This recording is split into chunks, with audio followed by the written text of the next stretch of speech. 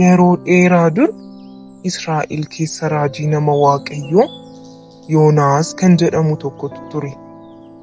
Eegaan namni hundi rakkoo isaa furuuf gara isaa dhufanii gorsa ogummaa qabus Yoonaas irraa hin argatu turani.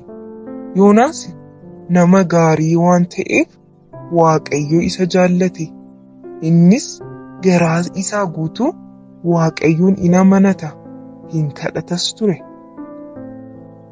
Magaalaan kun Naannawwee jedhamti. Naannawween Israa'eliif biyya ollaa turte. Uummanni biyya Naannawwee keessa jiraatani waan hamaa hojjetu. Waaqa ormaas hin waaqessu. Isaan gara jabeeyyiidha.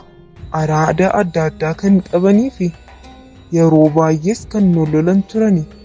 Sababa kanaaf Waaqayyo namoota Naannawweetti hin gadde. Gaaf tokko Waaqayyo Yoonaasitti mul'ate, "Ani magaalaa Naannawweetti garaan koo gaddeera. Uummanni bakka kana jiraatu hammina kan godhanidha. Wal hatu, wal ajjeesu. Gochi isaanii anaan na aarseera. Ani guyyaa 40 booda Naannawwee balleessuuf murteesseera. Yoonaas, ati nama gaarii fi qajeelaadha. Kanaaf hatattamaan gara Naannawwee deemi.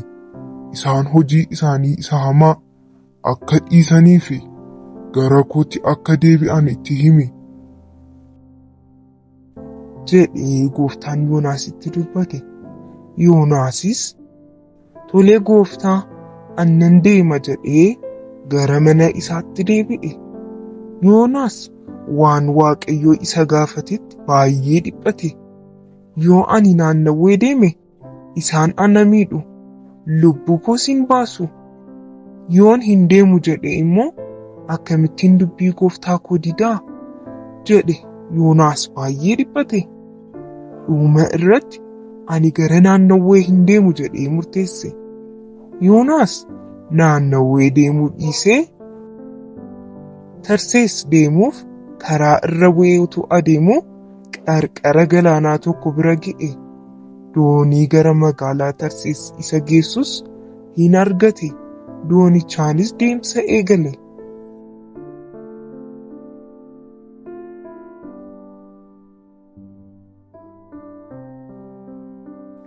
Yoonaas kutaa doonii isa gara gadii keessa rafe. Hirribni cimaanis isa fudhatee sokke. Dooniin suni galaana walakkaa erga ga'ee booda obomboleettii guddaa tokkoon qabame. Bubbeen isaanitti bubbise. Dhahaan galaanaas markaba isaanii liqimsuuf ka'e. Namoonni doonii sana keessa jiran hundi baay'ee sodaatan. Yoonaas, "Markabni keenya caccabee nutis du'uuf jenna. Ati akkamitti raftaa? Adaraa ka'ii Waaqa kee nuuf kadhadhu" jedhanii Yoonaasitti himani. Yoonaas immoo, "Kuni hojii Waaqayyoo isa Waaqaaf lafa uume, isa waan hundumaa gochuu danda'uuti. Egaa ani Waaqayyoof abboomamuu didee Waaqayyoo qilleensa kana nutti kaaseera. Anaan gara galaanaatti darbadhaa, yoos qilleensi kun isiniif tasgabba'aa" jedhe. Isaan Yoonaasiin dhiisanii waan qaban hundumaa gara galaanaatti darbatanii. Bubbeen sun garuu dhaabbachuu hin dide. Yoonaasis, "Anaan darbadhaa, lubbuu keessan baraaraa" ittiin jedhe. Namoonni suni filannoo waan hin qabneef Yoonaasiin gara galaanaatti darbatame. Yoonaasiin gara galaanaatti darbatanii akkuma dinqii obomboleettiin suni hin irrate. Galaannis hin tasgabbaa'e. Yeroo sana qurxummiin guddaan tokko bishaan keessaa ba'ee Yoonaasiin liqimse. Yoonaas garaa qurxummii keessa akka jiru hubate baay'ee sodaate. Akkas jedhees Waaqayyoon kadhate. "Maaloo yaa gooftaa koo, naaf araarami. Ani siif abboomamuu didee garaan kee natti gaddeera. Amma bakka ati jettee nan deema. Adaraa araara naaf godhi. Garaa qurxummii kana keessaas na baasi jedhee Waaqayyoon kadhate. Yoonaas guyyaa 3 fi halkan 3 garaa qurxummii keessa erga tureen booda guyyaa 4ffaatti qurxummiin afaan isaa banee Yoonaasiin qarqara galaanaatti tufe.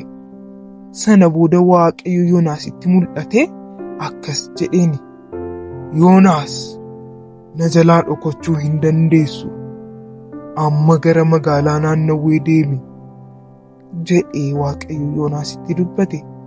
Yoonaasis tolee gooftaa, nan deema jedhee achittis saba sanaan akkas jedhe, Waaqayyo hojii keessan isa hamaa argeera. Karaa keessan isa jal'aa dhiisaa. Waaqayyottis deebi'aa. Waaqayyo araara isiniif godha. Yoo deebi'uu diddan garuu guyyaa 40 booda baduuf jirtu jedhee isaanitti dubbate. Itti fufees isa Waaqayyo garaa qurxummii keessaa isa baase namootatti haasa'e. Namoonnis waa'ee waan inni haasa'u dhaggeeffatanii baay'ee dinqisiifatani. Sana booda namoonni naannawee jiraatanii araara Waaqayyoon kadhatanii qalbii isaanii hin jijjiirratanii. Tsoomaaf sagadaanis Waaqayyoon hin kadhatanii. Waaqayyos magaalaan naannawee dhugaatti akka deebite argee dha'icha irraa kaase. Sana booda Yoonaas gara Israa'elitti deebi'e. Ijoollee, seenaa kanarraa maal barannaa?